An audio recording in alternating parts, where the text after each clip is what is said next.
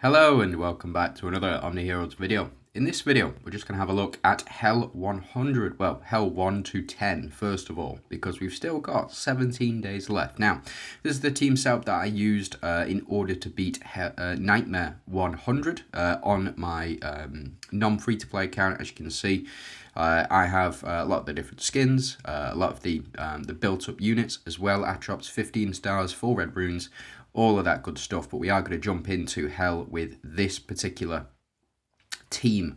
Now the other team is not set, so what I'm going to do is just going to pause and then we're going to go ahead and build ourselves some teams. And what I want to try and do is try and get the 3 Avengers on the teams as well for the additional damage reduction, and just see whether or not it is a viable strategy to use these teams or these type of teams in order to push through. So bear with me. And we're back. So I have managed to build some Avengers teams. The first one being 4 Avengers. So we do have Athena, Janna, Selene, Hecate, and Atrops as well. We have, again, our 3 Avengers relics in the form of Chest, Sphere, and Hand of Tyr as well. The chest will double the number of... it'll double the number of activations for this relic, specifically because we do have a light seeker. Sorry, we have light seekers, we have royals, we have where's it gone? Deviants, and we have a celestial on the team as well. So we'll double trigger because we do have 4 faction types, and then this is the second team. Now the second team is of course it's got Eudora and Elisha in. But we do have 4 Royals, 4 Monarchs, 3 Blessers, 3 Celestials, 3 Avengers, 2 Ethereals, with our Ethereals relics as well. You can go ahead and use Avengers relics, which might be a bit more favourable for yourself. But as it stands, I think this is probably the best setup. But I tell you what, in fact, let's go with all Avengers, and we can use our new... Oh, we can't use this one. Sorry, my apologies. Where's it got to? There we go. We can use you, and we can use... Oh yeah, there is. There we go. So we've got our all Avengers relics as well. Again, 2 Ethereals, 1 Light Seeker, 1 Deviant. Now, what I need to state specifically is about the seasonal synergies as well. So this is the Sacrifices seasonal synergy. So at the start of battle, increases max HP of all allies. The increased amount is equal to 500% of the HP in position hero 1. So what we want to do is switch these around. The reason that we want to do it this way is because if we have a look at our teams here, Atrops currently has the highest health at 121 million, which means the rest of the team will get our 121 million times 500% added onto their HP, which is very, very strong, especially in a team like this. And then we also have the Blessers. So the Blessers do the opposite, kind of. At the start of battle, increase the max HP of the hero in position 1. The increased amount is equal to 500% of the total HP of other allies as well. So what I'm going to do is I'm going to keep Mavis there. The reason I'm going to keep Mavis there for this one is because she's directly opposite Themis. And we want her to be able to survive for as long as possible and then to start doing the attacks. So let's jump in and let's see how these teams do. Again, I don't know whether or not we are going to win. We should pull through with the team setups that we've got, with the attack build that we've got. We have our 3 strikers in the form of Hecate.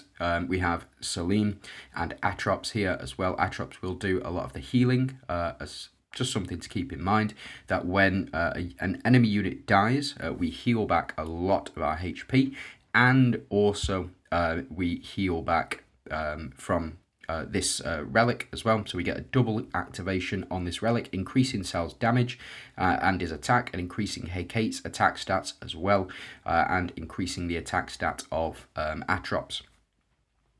Now the relics, the artifacts that I've gone for, increase the attack of all Avengers. We've got the keeps backline enemies alive. We've got the speed double attack, and we've got the horn as well. Oof. Okay, well that didn't go to plan, did it? Well, it is what it is. Oh, she comes back. Easy. Ha! We'll just have to see. I think we need some more healing on our team here, but Hecate now is invincible, which is very, very strong. So we do get the heal here, and let's see how much damage HK's going to do. Not altogether too much, unfortunate.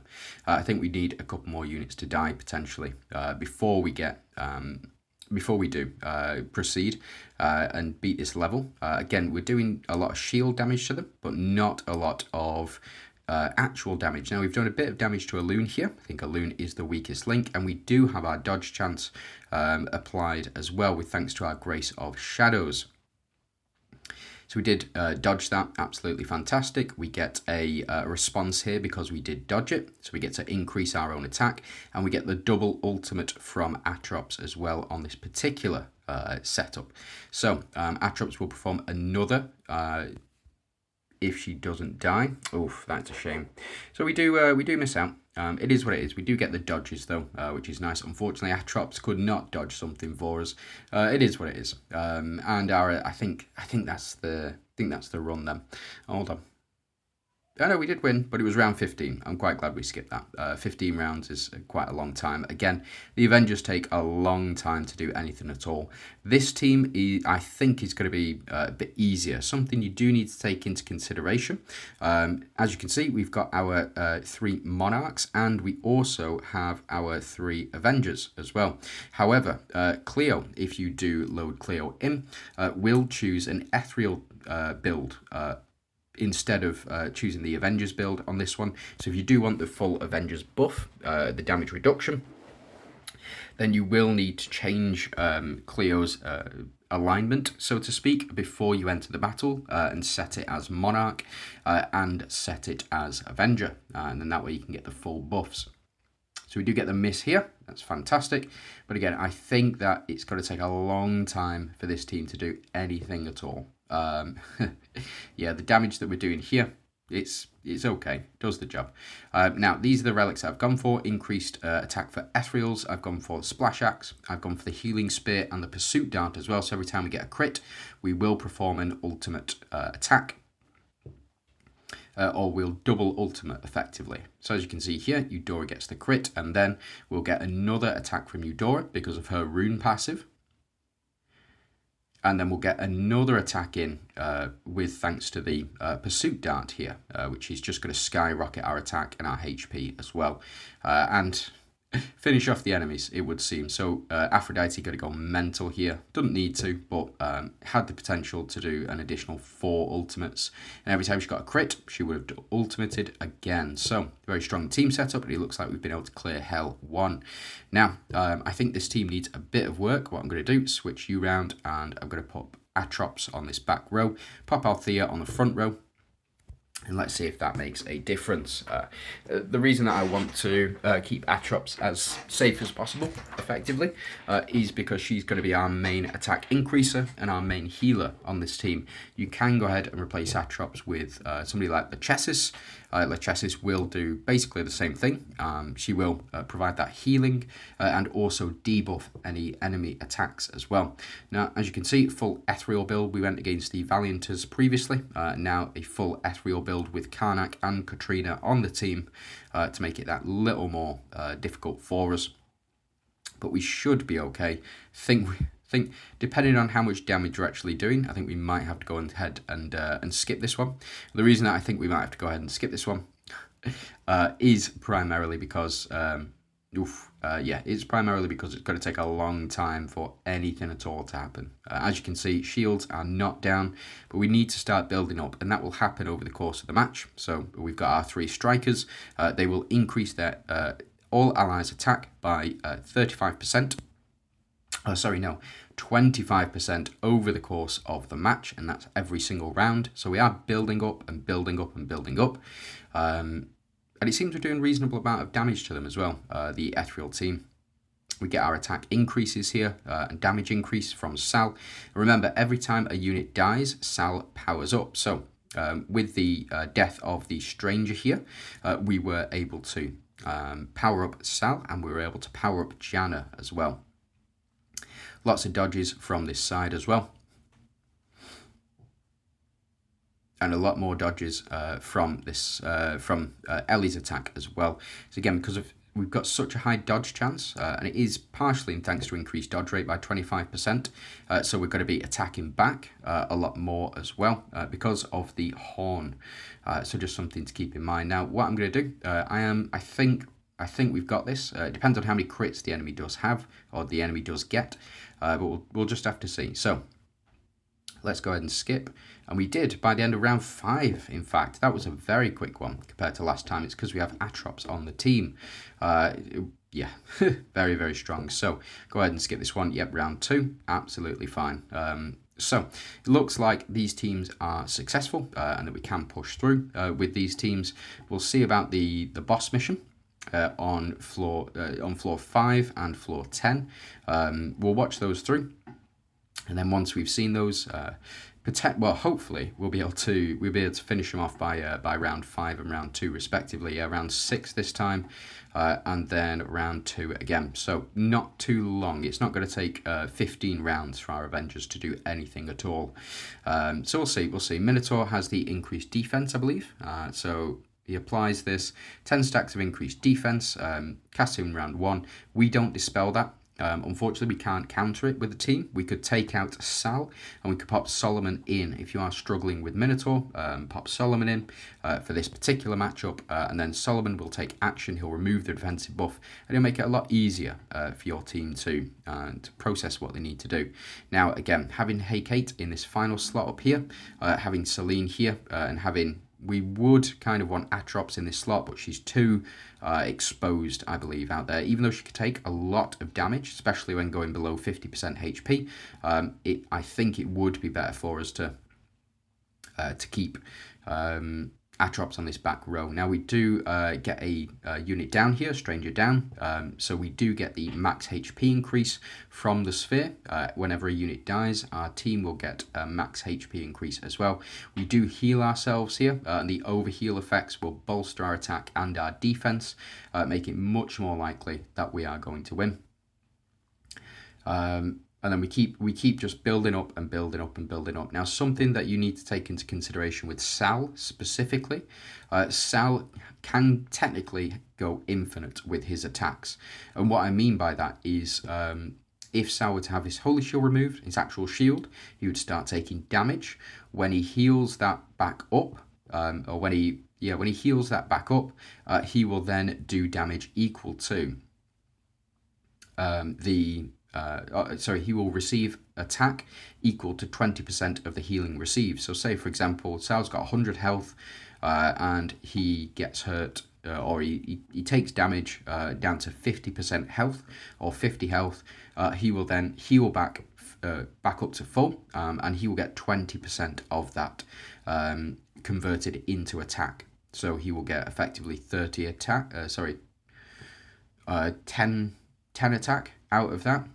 If it was 200 or if it was 1,000, he would get 100 attack. If it was 100,000, he would get 10,000 attack. If it's 1,000,000, which is very, very strong at this rate anyway, very, very strong, then he would get that back as well. So the higher that Sal's health is, and the less or the more damage he heals back, that will effectively allow him to go infinite, but it is all dependent on how much damage he's taken. So as you can see, not able to get through our shields at the moment, or enemies not able to get through our shields. It is what it is. We do get the dodge, and then Sal to start putting out some reasonable numbers here, and we do get a secondary ultimate, and wow, that is a triple ultimate. That is 5,000 million damage from Sal specifically. Very, very strong. Now again, I don't think we have anybody that counters this defense increase. It is more about getting as many attack stacks on the enemy as possible. Actually, it looks like Hey-Kate will remove that. That's actually quite an interesting interaction there, that Hey-Kate has done the business for us. So we're on round 5. I think this should be... I think we might get up to round 7 at this rate, unless Sal pulls something out the bag. No, unfortunately, only 4,000 million. But we do get the miss here. We should retaliate and then retaliate again. That is not bad. Take that. As you can see, we're doing okay. Enemies healing back a little bit. Yeah, but what I'm going to do, I think we've seen what we need to. We've seen how quickly the Avengers build up, i.e. not at all. But it seems though by round 9, or the third round of ultimate attacks, we were able to power through.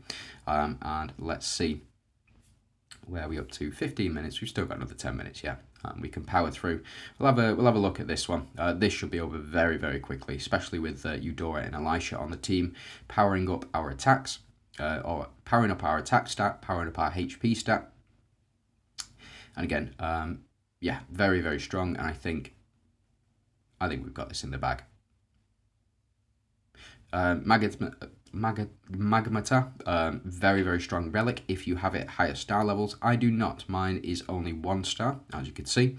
Again, if you get that up to 3 stars, potentially even 5 stars, that's when it really starts to shine. And I do believe that this relic right here, the Magatama, will be required moving forward.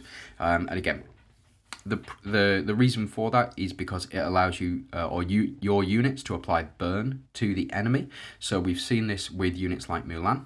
Effectively, your entire team gets that burn mechanic available to them, and as well, on death, if you get high enough star level, on death, the Magmata will apply damage equal to the target's HP loss. So exactly the same as Mavis's skill. So when Mavis dies, she will respond with a last word effect. That is also applied to the rest of the team as well with that relic. So let's power through. Round 6, absolutely fine. And round 2, very, very much consistent with Eudora here on this last slot. So we will get to round 10. We'll have a watch of round 10 or level 10. Oh, Sal goes down on that one. Shame. But it is what it is. And then we power through. Here, hopefully, more dodge. So my Sal is outfitted with full dodge runes. And the reason for that is for survivability more than anything. I found that if Sal is hit once, he goes down. Which is why running him on a team of Monarchs might be a bit of a better option. But again, you can't beat that good old Strikers synergy with Hecate, with Sal, and with Atrops as well. So this is round 9. Let's go ahead and see how tough this Persephone boss is. Now, we haven't countered her on here, so it may be a bit of a longer fight than we've seen before. Again, we'll just have to see how effective this enemy Persephone's fortitude effect is. I think Persephone might be a good choice on this particular team if you don't have a unit like Hecate, because you would get your 3 Phantom synergies then. So something to keep in mind. Now we get our build up as well.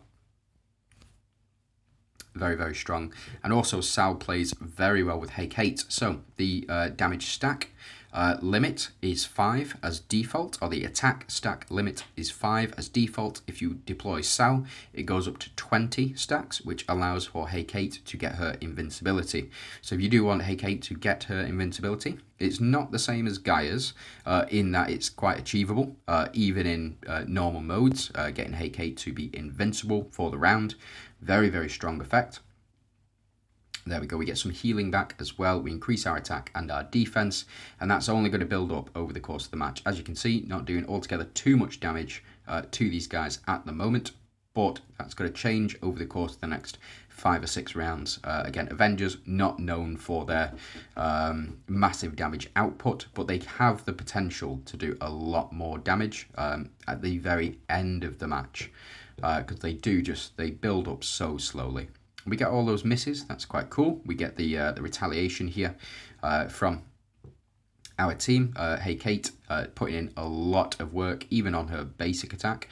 And we do get, so we apply this fortitude to enemy Emily. We get a lot of misses here. And every attack that we do, we heal back a little bit, increasing our attack and our defense with thanks to the Grace of Hunters. Very, very strong, especially with a unit like Sal or like Hecate as well. But just overall, I think that is the best synergy that you can go for, or the best perk that you can go for is getting that Grace of Hunters. I do think it is required as well. So we do get the dodge here. And then we see Althea doing a little bit of damage. Not altogether too much, but it is better than nothing, I would say. Now, Solomon has taunted our 2 units here, but I don't think it's going to be enough. Because it finished at the round. We were just faster than our enemies here. And Hey Kate doing 2,000 million. Much better than Sal at the moment. But again, Sal needs to lose life in order to start building up. Unfortunately, he doesn't overheal, which is a bit of a shame. It is a bit of a shame, but yeah, he doesn't overheal, which I think they could make that change to say his runes, any healing received, including healing not where there's been damage done, but the overheal effect would make him much more viable moving forward. And as you can see, done a lot of damage to these guys. Enemy Solomon taking it like a champ though. Flipping heck, he is a tank and a half. And I think it's all the dodges, unfortunately. But we do get to see Sal, 5,000 million. That is not bad. Unfortunately, we didn't get to see a double ultimate, which is a bit of a shame. But it is what it is. And as you can see, this enemy Sal here still got his Fortitude effect on, but very, very low. And the Fortitude effect has been removed. Oh, a double Fortitude effect now. Whew, flipping heck. So I think we just need to take the rest of these enemies down, and then we should see a victory here. But again, it might go up to round 15. Who knows? I suspect it'll go to round 9, because that's when we'll have been fully built up, I think. Yeah, so that would have been a one shot from Janna. Is what it is.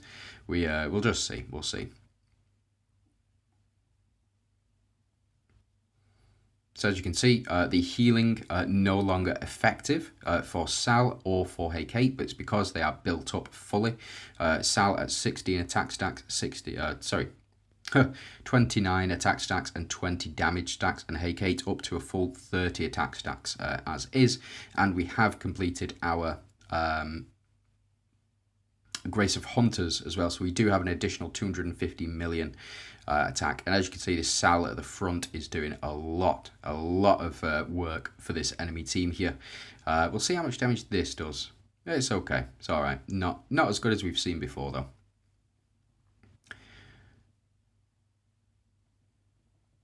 There we go. So Fortitude is reapplied. I don't think there's a way around it. I do think we need to. I think we need to bring in a specialist unit in order to take this enemy Sal and enemy Persephone down. But again, we'll have to see. We do remove the 2 back row units as well with Hey Kate. We get all this healing back, and then Janna to come in and do reasonable damage as well. I think enemy Sal would 100% be dead right now if it weren't for... yeah, if it weren't for... oh, that's a lot. Weren't for this Fortitude, but unfortunately Sal does go down. He technically loses all of those damage buffs. We do get the response here from Althea, and he will come back right at the start here. We're just performing all of our dodge actions. Oh, we don't. So he doesn't come back. Why doesn't he come back? I have a team almost full Avengers. Maybe it's the 75% chance to come back. So it looks like, yeah, we do need to apply Fortitude. So let's go ahead and take Sal out. Bear with me. And here we go. So I've just jumped in, popped Lachesis in, moved Janna around with Lachesis as well, just so that we do have a healer on the team, but also a counter to the Fortitude effect. So Lachesis, whenever she takes action,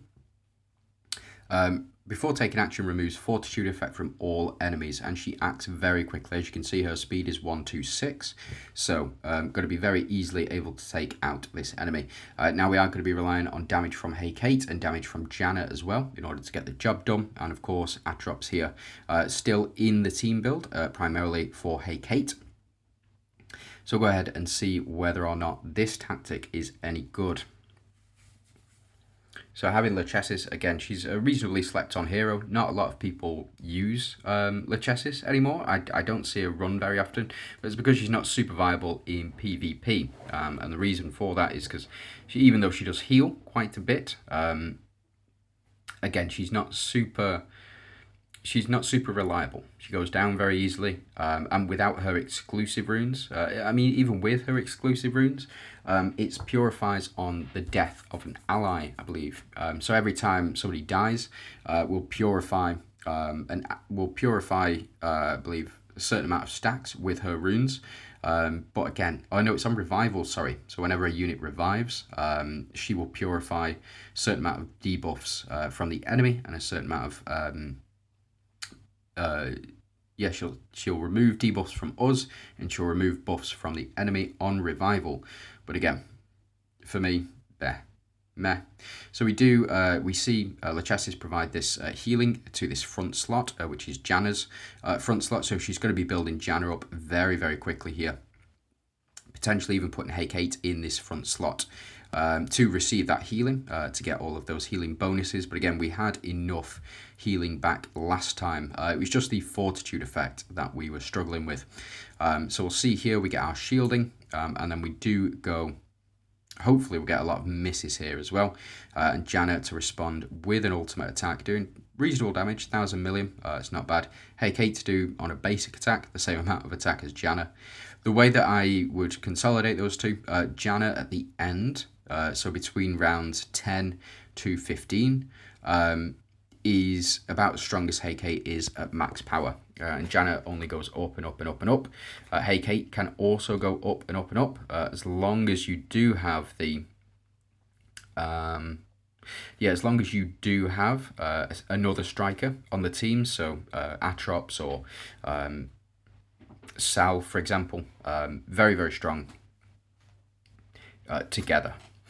You do require a healer on the team. I would say you do require a healer on the team, but that's it. That's my 2 cents on it. It does the job. Now, we do respond with all these basic attacks because we are dodging. A lot of fortitude going on. So as you can see, fortitude effect being applied to enemy Persephone this time. So Sal able to take a lot of damage here. And we get the miss, and then this will trigger Janna's ultimate attack. Again, not too strong, because we still need to build up. We still need a lot more of our units to die, specifically Stranger to die.